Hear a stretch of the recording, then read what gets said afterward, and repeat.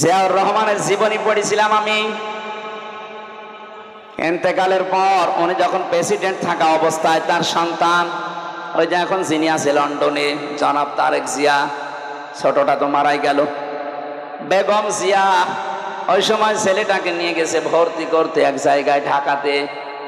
এমন অবস্থায় পোশাক আশাক ভরা অবস্থায় গিয়েছে, ওখানকার দায়িত্বশীল জিজ্ঞাসা পর্যন্ত করেছে, কি আপনি এই অবস্থায় কেন চিনতে পারে নাই নাকি? প্রথমে ছেলেটার পরিচয় জিজ্ঞাসা করেছে, নাম কি? তারেক। বাবার নাম কি? জিয়াউর রহমান। কোন জিয়া? প্রেসিডেন্ট জিয়া। এ লোকটার নাম আজও পর্যন্ত মানুষ শুনলে দোয়া করে, এমনি না, সে তার জেনারেল শিক্ষিত মানুষ। তার জীবনে এমন এমন কিছু কাজ পাওয়া গেছে, আল্লাহ পাক মনে হয় এই জন্যে তাকে মরণের পর চিরন্তন করে রেখেছে। এদেশে তো বহু মানুষ ছিল, তারা মারা গেলে মানুষের বরদোয়া করে। জেলখানার ভেতরে আমি অপু ভাইয়ের সাথে ছিলাম, তারেক জিয়া সাহেবের পিএস, মানে মোনাজাতের ভেতরে জিয়াউর রহমানের জন্য দোয়া করতেন, রব্বুল আলামিন তুমি আমার লিডারের বাবাকে মাফ করে দিও। এমনিতে মজলুম তিনি, এ কারণ জেলে যারা যায় আমি দেখেছি অধিকাংশ মানুষকে ওরা মজলুম করে রাখে, আর নবীজি জানিয়েছিলেন মাজলুমের দোয়া সঙ্গে সঙ্গে আল্লাহ কবুল করে নেয়। যত মানুষ এই 15.5 বছরে ছিলাম, আমার মনে হয় 100 জনের 70 জন আমার নিরপরাধ, কিচ্ছু জানি না মামলা সংক্রান্ত। আন্দাজে রাজনৈতিক প্রতিহিংসার কারণে জুলুম করে আমাদেরকে আটক করে রেখেছিল। আমি বলছি, যারা জুলুম করে তারা জালেম, যারা সহ্য করে তারা মাজলুম। এই জন্য ওখানে বহু মানুষ দেখতাম জমার দিন কয়েকজন এক জায়গায় দোয়া করতো, আল্লাহ যে মানুষগুলো দেশের জন্য এই কাজ করে দৃষ্টান্ত স্থাপন করেছে, তুমি তাদেরকে মাফ করে দিও। মাজলুমের দোয়া কবুল হয়, এই জন্য বলছি আল্লাহ জিয়াউর রহমানকে মনে হয় মাফ করে দেবেন। তার জীবনের ভালো কাজগুলো আল্লাহ কবুল করেন। অন্যায় যদি মানুষ হিসাবে কিছু করে থাকে, আল্লাহ যেন মাফ করে দেন।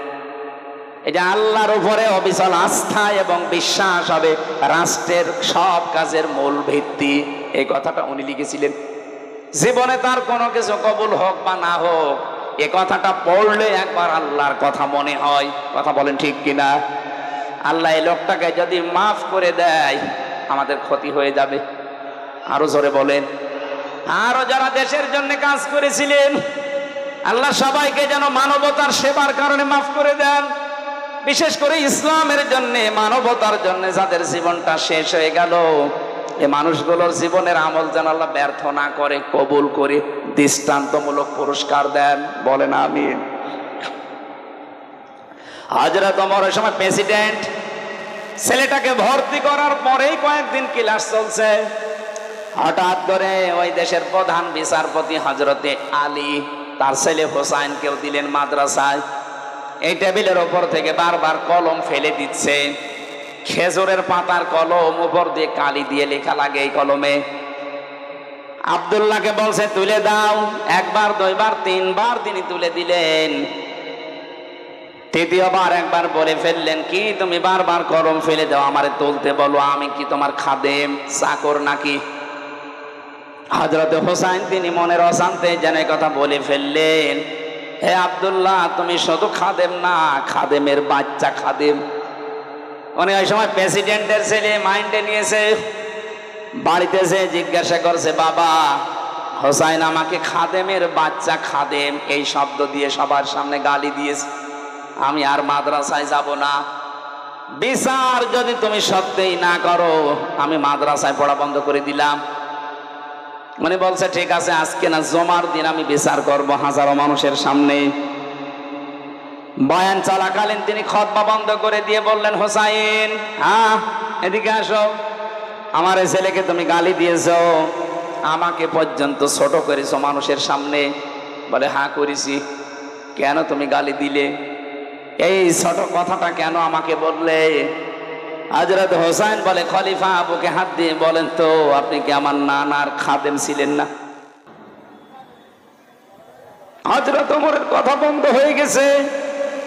ডাক দিয়ে বলে, হোসাইন তাই তো, আমি তো এভাবে চিন্তা করি না, আমি তো তোমার নানার খেদমত করেছি, আর খেদমত যে করে সেই তো খাদেম। তুমি কি এই কথাটা যা বললে লিখতে পারবা? হ্যাঁ, কাগজ কলম নিয়ে আসেন। খেজুরের পাতা নিয়ে এসেছে, উনি লিখে দিলেন, ওমর আমার নানার খাদেম ছিল, আমি দেখেছি, ইতি হোসাইন ইবনে আলী, সই করে দিলাম। কাগজটা হাতে নিলেন, জমা দিলেন, সাহাবীদেরকে বললেন, নবীর সাহাবীরা বিচার হয়ে গেছে। সাহাবীরা বললেন, আপনি তো এখনো বিচার করতে পারলেন না, বিচার হয়ে গেছে কি করে? হযরত ওমর ছেলেটাকে ডাক দিলেন, আব্দুল্লাহকে, বুঝ দিলেন, বাবা যে বিচার করেছি এটা দুনিয়া না, আখিরাতেও কাজে লাগবে। আমি যখন মারা যাব এই কাগজটা আমার কাফনের ভেতরে দিয়ে দিও। বিচার যেদিন শুরু হবে আমার জীবনের কিছুই যদি আল্লাহর ভালো না লাগে, পছন্দ না হয়, এই কাগজটা আল্লাহকে দেখিয়ে বলবো, রব্বুল আলামিন তোমার নবীর নাতি লিখে দিয়েছে আমি নাকি নবীর খাদেম ছিলাম, এই ওসিলা হলে তুমি আজকে আমারে মাফ করে দাও। তারা ক্ষমা পাওয়ার জন্য, মাফ পাওয়ার জন্য করকম ওসিলা খুঁজতো। আপনি দেখেন আমাদের কি আছে,